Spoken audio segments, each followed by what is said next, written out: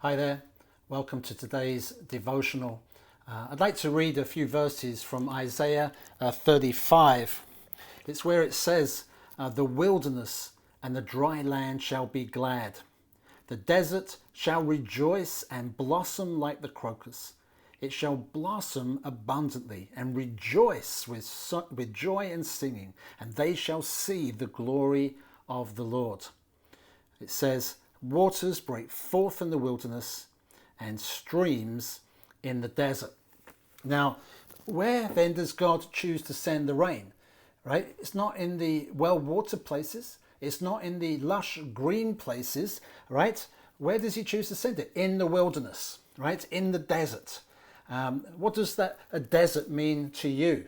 You see, for a farmer, it's a hopeless place, right? It's a dry and barren place. Nothing can grow there.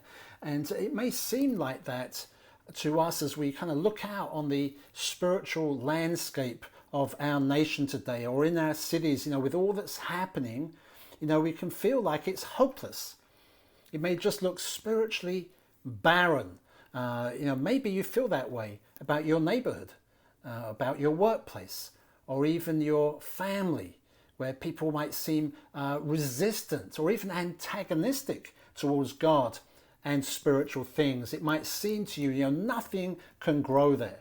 Perhaps people you've prayed for years, no sign of life. But I want you to be encouraged today. That's exactly the kind of place where God chooses to pour out his Spirit, the rain of his Spirit, so that his glory might be revealed.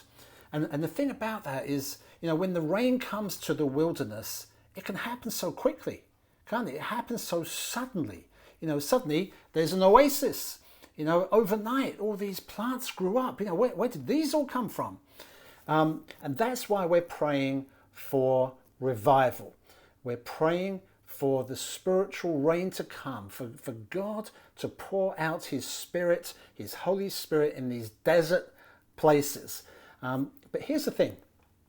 Rain by itself cannot create an oasis in a desert.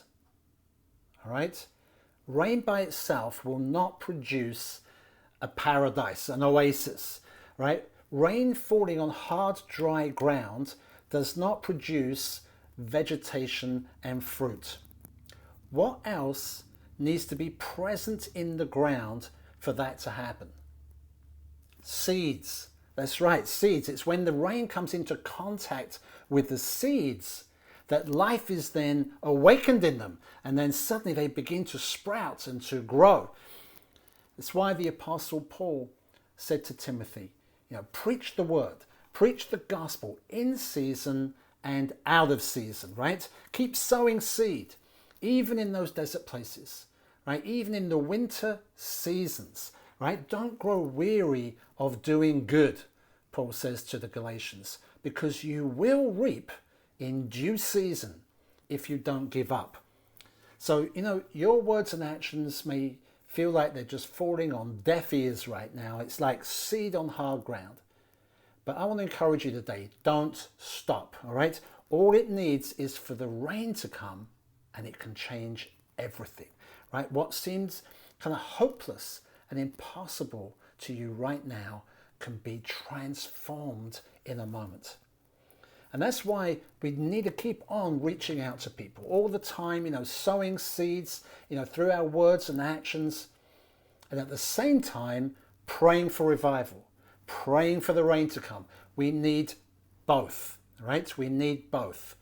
We're praying for revival because it's the rain of the Spirit, you see, that softens that hard ground. It makes it ready to receive the seed that we're sowing. But it's also because there are many, many dormant seeds already present in people's lives. Seeds that were sown in the past, either by us or maybe by others. And you may see no sign of them.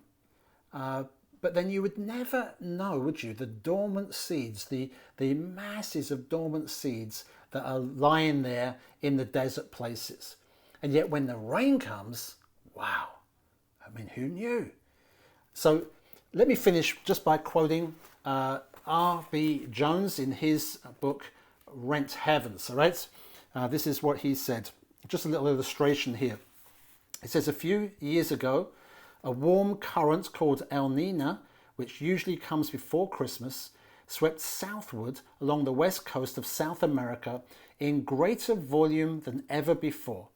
And it brought with it torrential showers which visited parts of South America which had not known rain since the year 1551.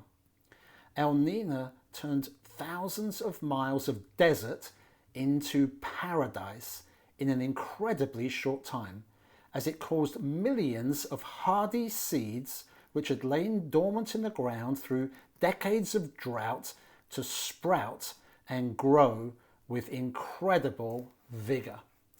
That's a wonderful illustration of what I'm talking about here today, right? May it be so in our day.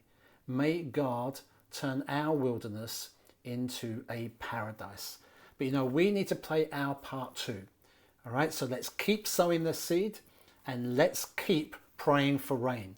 And in fact, we're going to be gathering to do that again this Sunday night at 5 p.m. So I do hope that you will join with me then. God bless you today.